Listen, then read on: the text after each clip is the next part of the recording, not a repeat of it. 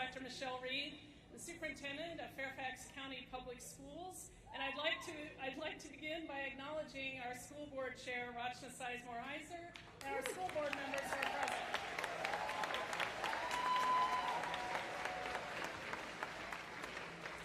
It is my honor to welcome you to Fairfax County Public Schools and John R. Lewis High School this afternoon to discuss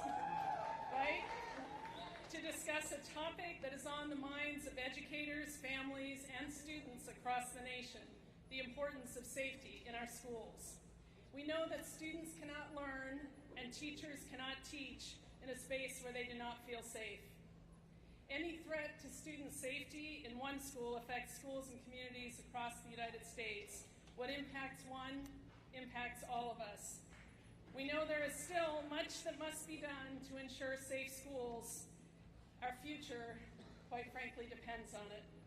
I look across this room to the many faces and especially the voices of our young people who are making a difference in speaking up for our safety and for the safety of all students across this great nation.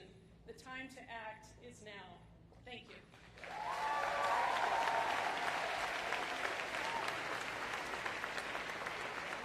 Please welcome the Executive Director of Moms Demand Action, Angela Zavala.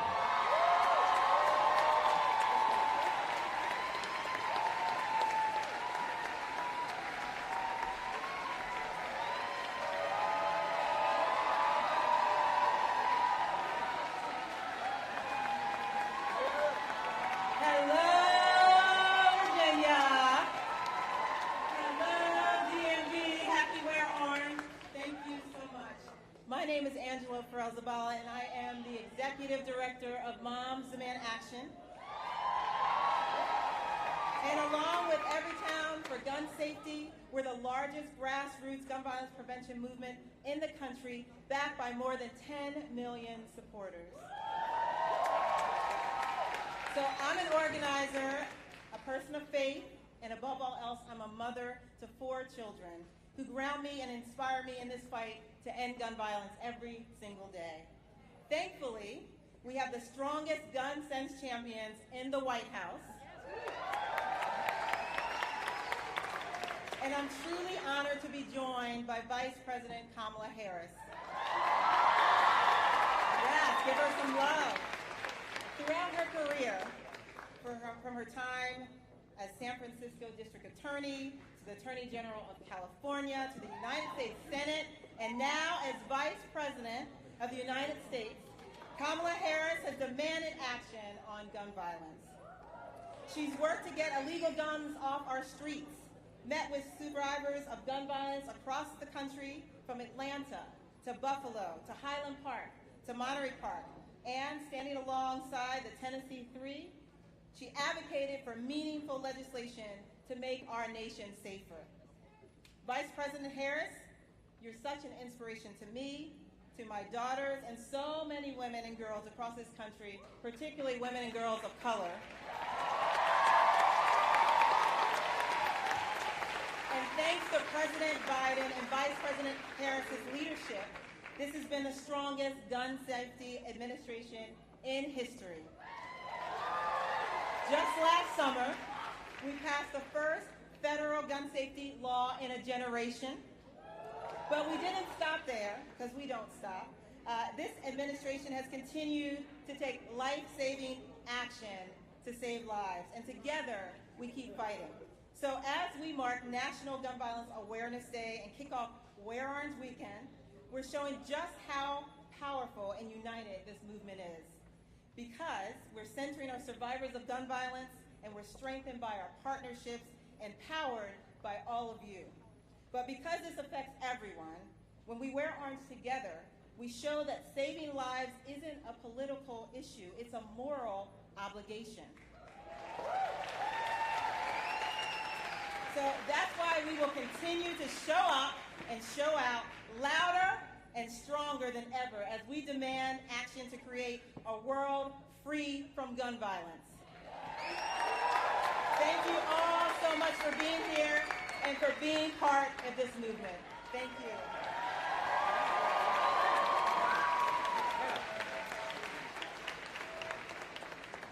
welcome Majority Leader of the Virginia Senate, Dick Saslaw.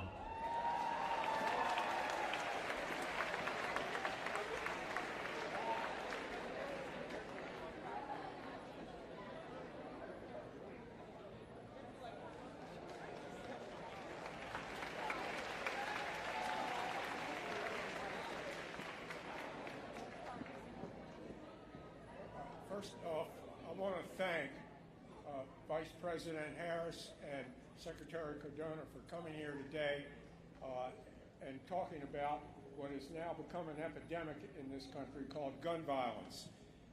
Just the other, about a week or two ago, I looked up under mass shootings, Googled it.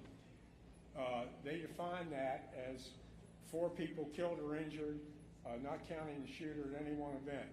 We've had, as of 2 or 3 weeks ago, we had 199 in this country since January 1st. Great Britain has had 8 since the year 2000, okay? And don't tell me they don't have mental health problems over there. They do. But what they don't have, but what they don't have is access to guns. In Virginia, which is extremely unfortunate, if you can fog up a mirror, that's your qualification for a gun. In other words, if you're breathing, you can get it. This has got to stop. And so much of this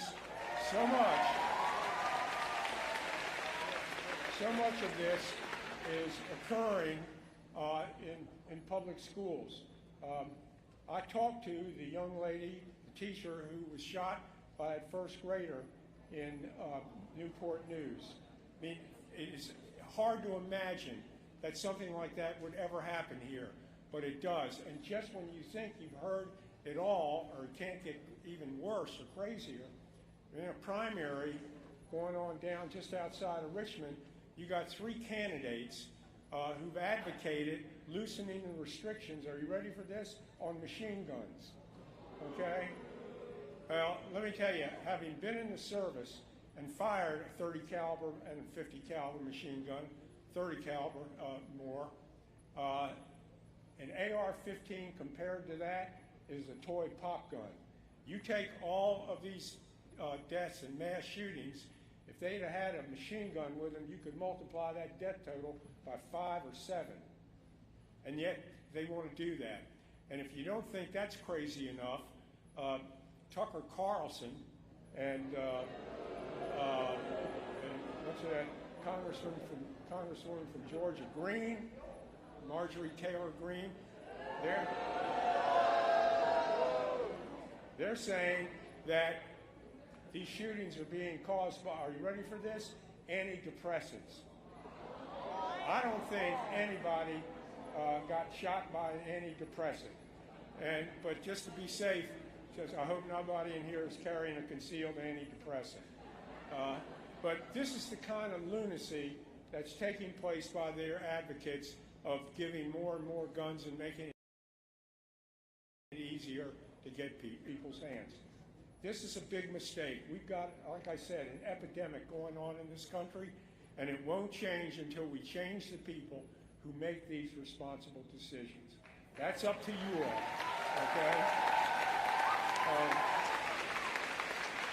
Anyway, I want to thank you all for taking the time to come here today and to hear this. We've got an administration in the White House now in President Biden and Vice President Harris who are doing the best that they can to try to bring some sense to this whole argument. This has just gone crazy. And no country has the problems that we have. You don't read any Western-style democracy, or a lot of the countries in Asia, none of them have these problems, just here. And there's the one reason that we have it and they don't is the access, the easy access to guns in this country. No other country in Western Europe or most of Asia has this. So again, thank you all for being here, and by the way, good luck, Lancers.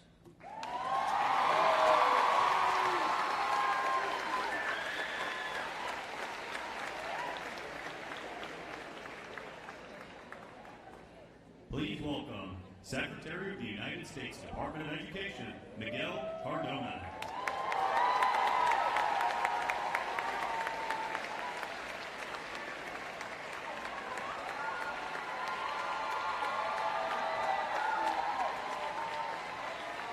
How we doing?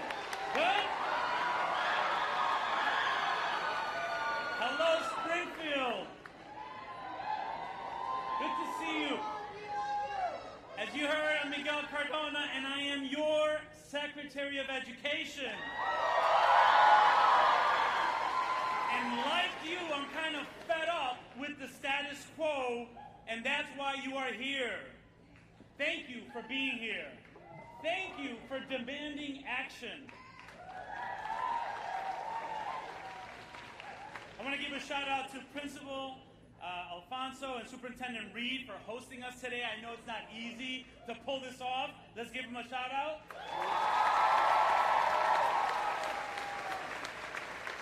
And I gotta celebrate our band students, our wonderful students. There is no school culture without an amazing band. You're amazing. I was jamming in the back to you all. You're awesome.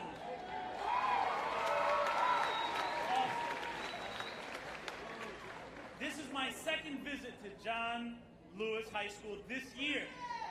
Any seniors? Any students?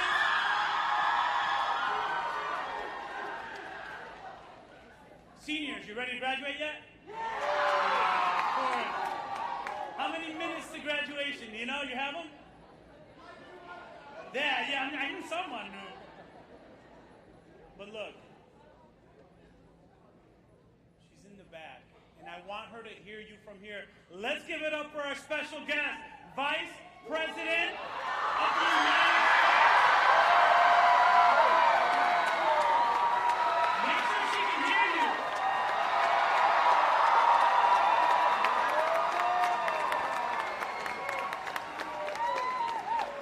She's awesome. I'll be quick so you can get to her, because I know that's what you're here for, and I'm so excited to be with her.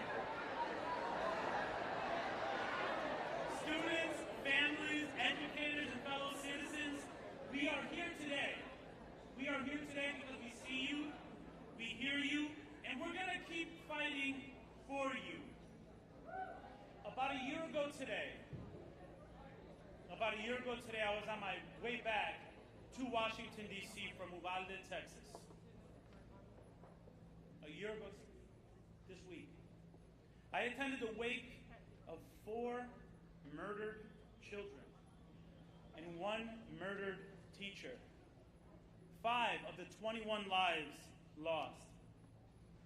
I held and I listened to teachers who, between tears, begged for action. I looked in the eyes of parents and heard their cries as they shared living their worst nightmare. A grief felt too frequently across our country, where gun violence kills over 3,600 children and youth each year. That's unacceptable. At the Department of Education, we're implementing the Bipartisan Safer Communities Act, just one of the many things the Biden-Harris team is doing. Thank you. We're raising the bar for mental health and trauma-informed schools. We're investing in community violence prevention. Look, that work is important, but it's not enough. And it won't be enough until we toughen our gun laws.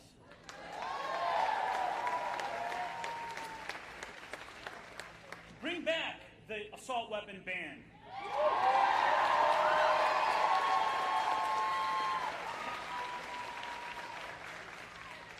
Pass universal background checks.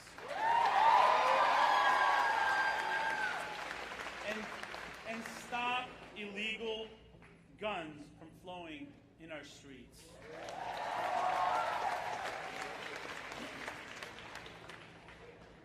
I said it before and I'll say it again. No school lock can match up against an AR-15.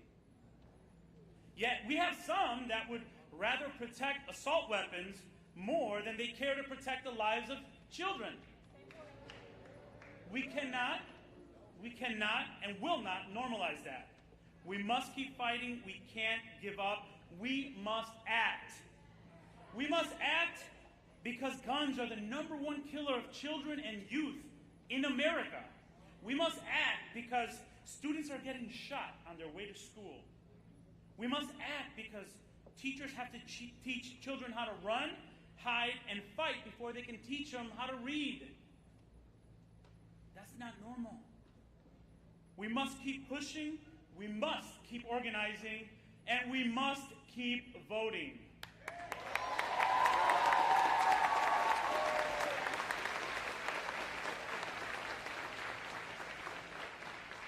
As President Biden said last week, there will come a point where our voices are so loud, our determination so clear that we can no longer be stopped. So let me ask all of you, are you ready to get loud? Are you ready to make some noise? Are you ready to act? That's exactly what we need. Thank you very much. Thank you.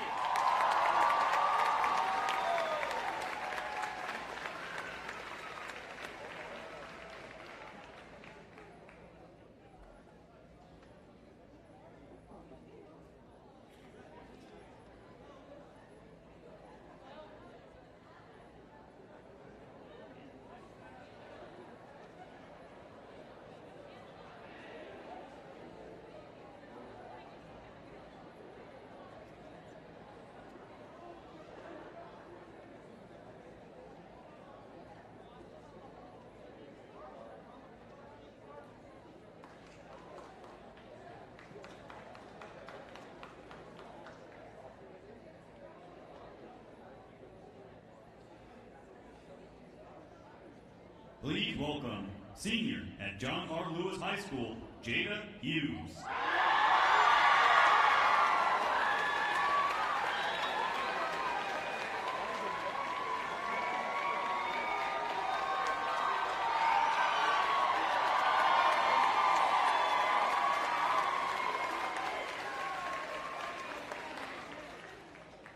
Good afternoon, everyone.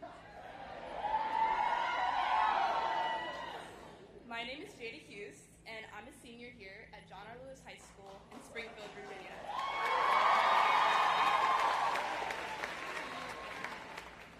In my final days as a Fairfax County public school student, I feel very privileged to be here speaking before you all in favor of gun violence prevention.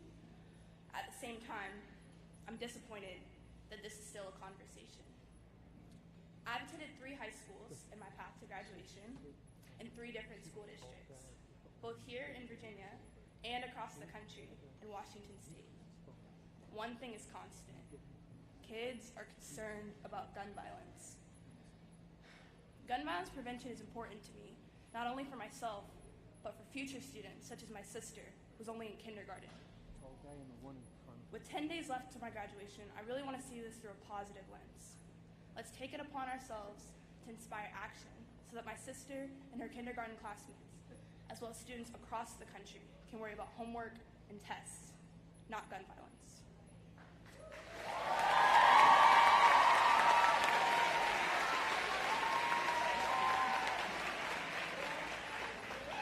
I'm grateful to shine a spotlight on this very important issue to help students regain a sense of safety in our schools. And I'm most honored to stand before you all and say, let's welcome the first ever female Vice President of the United States.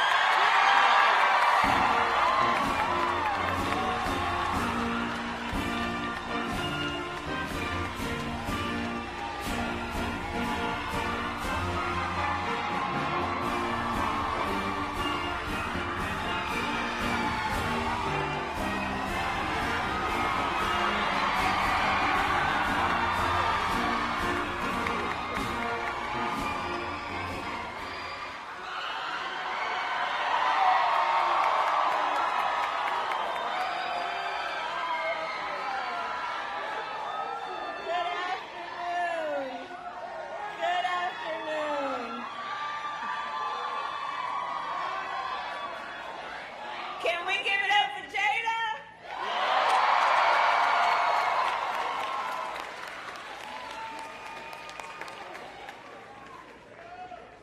And you know, I will tell you, I'm so honored to be here, in particular with all of the young leaders like Jada, because you all are what this is all about, and we are so proud of you, and we care about you, and we want you to soar, and we have a deep and profound sense of responsibility to allow you to dream and to be safe. And so that's why we are all here together today. I want to thank Secretary Michael Cardona for the work that you do every day. And to all the state and local elected leaders, to my friend Angela Farrell Zavala, where are you? Thank you for your leadership. And moms demand action, students demand action. Thank you all. Thank you all. So we're all here today for a simple reason. Every person and every child deserves the opportunity to fulfill their dreams and live up to their God-given potential. Every family in every community should have the freedom to live and to thrive. And we know none of that is possible. True freedom is not possible if people are not safe.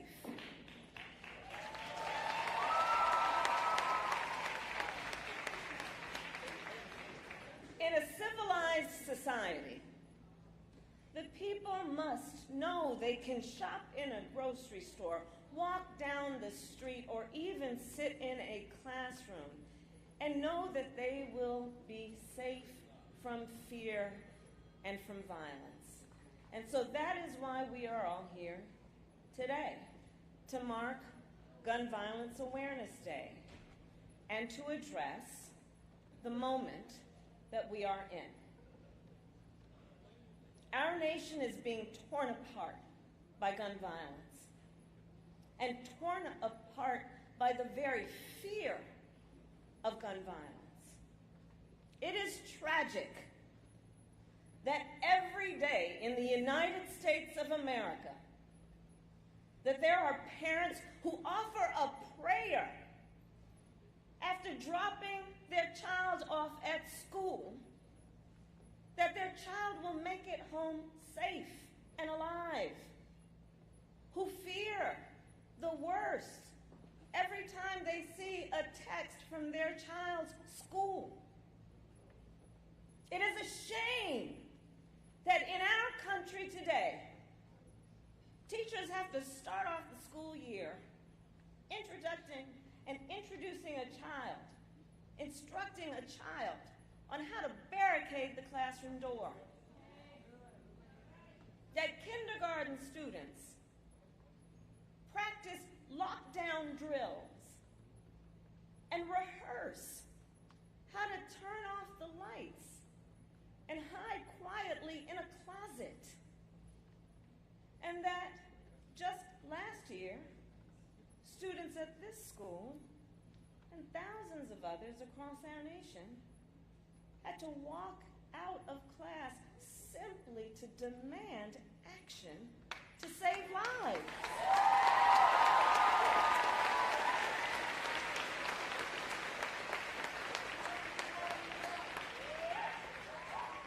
All of this that leads to, as Jada has put it, and I quote, a permanent state of fear and outrage for our students. And everyone here, because this is a room full of leaders, everyone here knows that in this moment in our country, the #1 cause of death of the children in America is gun violence. The #1 cause of death for of the children of America is gun violence. In this very moment in our country, 1 in 5 Americans has lost a family member to gun violence. 1 in 5. In the 153 days of this year, there have been more than 260 mass shootings. And because of everyday gun violence in communities across our nation, every single day, on average, 120 Americans are killed with guns. And as we all know, while this violence impacts all communities, it does not do so equally. Black Americans are 10 times more likely to be victims of gun violence. Latino Americans twice as likely. Folks, we cannot normalize any of this. These are not just statistics or another headline. These are the lives of our children, of loved ones, of parents and siblings, and our fellow Americans. Here in Virginia, it is a 6-year-old boy who has access to a gun and shoots and wounds his teacher just a few months ago in Newport News. It is the 3 student athletes who were shot and killed at UVA last fall. It is the 32 students and faculty who lost their lives at Virginia Tech. I will tell you, as a former courtroom prosecutor and former elected district attorney, I prosecuted homicide cases. I have seen with my own eyes what a bullet does to the human body. I have held hands with parents who have lost a child. I have tried to comfort children who were traumatized by the loss of a parent or a sibling. And as someone who has fought my entire career to try to end this violence, I know some of the answers are pretty straightforward. Solutions do exist. Solutions do exist. It just requires elected leaders in the United States Congress and in state legislatures to pass common sense reforms.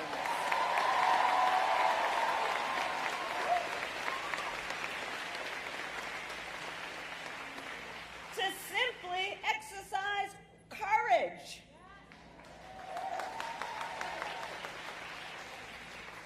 Common sense. So here's the thing.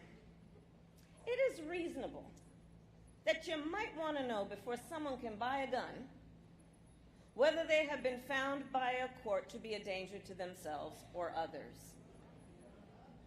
Common sense would suggest background checks and red flag laws might avoid that danger. Common sense. And by comparison, it makes no sense, as some would suggest, to require teachers to carry firearms.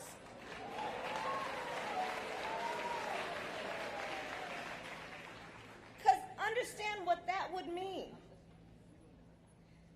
We're going to have a second grader look up at the front of her classroom and see her teacher strapped with a gun? Again, it's just common sense for us to believe teachers should focus on teaching.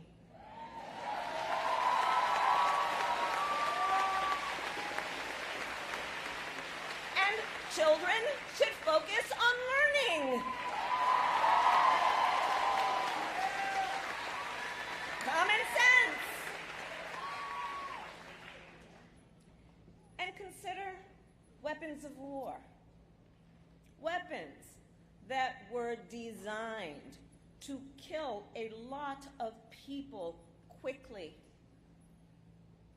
It's just common sense to believe that they have no place on the streets of a civil society. And that it is time to renew the assault weapons ban.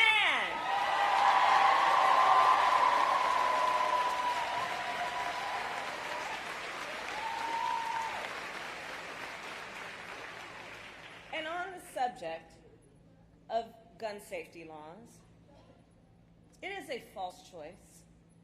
It is a false choice to suggest that we have to choose between either supporting the Second Amendment or passing reasonable gun safety laws. We can do both. We can do both. And the majority of NRA members support background checks for all gun purchases. We just need leaders to step up and show some courage.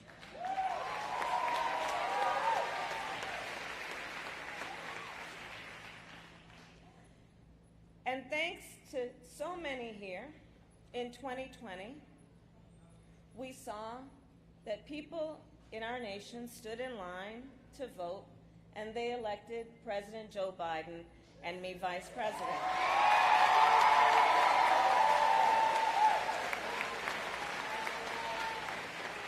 And because of that work, because people voted, people stood in line, people registered folks to vote, our young leaders said, I might not be able to vote, but when you vote, think about me and who represents my interests.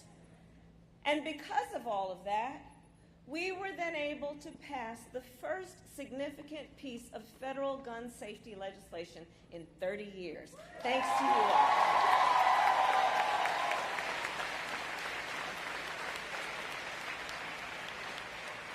And most noteworthy about that, bipartisan gun legislation.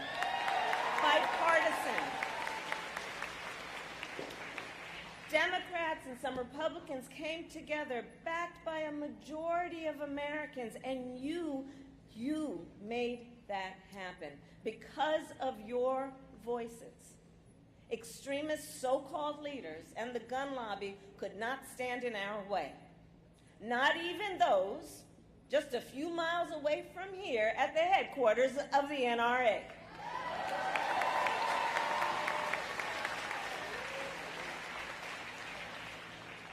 But let's be clear, we have more to do. So let us continue to fight to make sure the voices of students and parents and teachers and preachers will not be silenced. Let us make sure.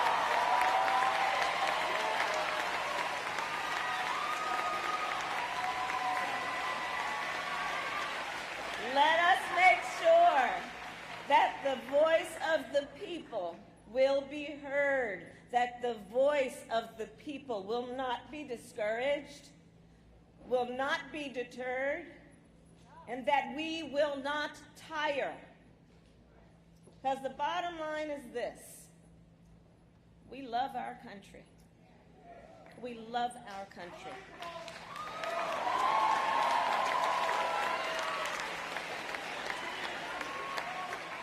And I believe, especially in this moment, that the strength of our nation depends on each of us, especially our young leaders.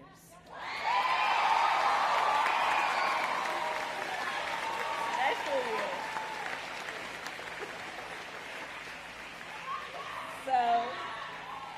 So specifically to the students of John Lewis High School, specifically to you, I don't need to tell you, Congressman John Lewis fought his whole life for the civil rights of all people.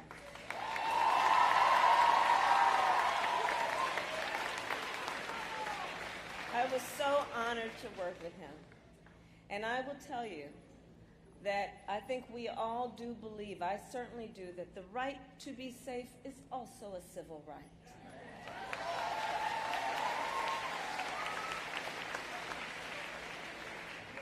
So to the young leaders, I don't need to tell you, you know this, John Lewis was only 23 when he spoke during the March on Washington. And he was 76 when he led a sit-in at the U.S. House of Representatives to demand action to end gun violence.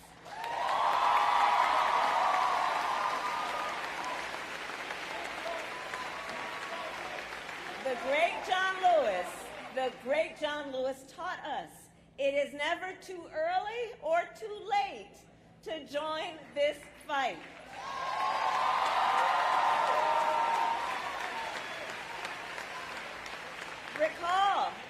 Recall the Parkland students were in high school when they marched for their lives and inspired a national movement. Maxwell Frost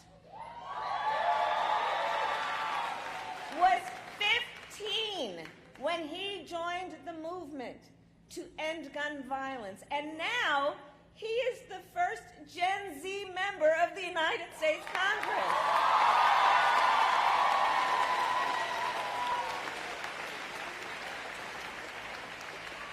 And two of the most recent national heroes in this movement, the two expelled members of the Tennessee Three,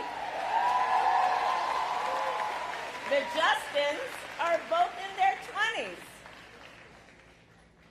So to our young leaders, I say, we hear you, we support you, and we need you.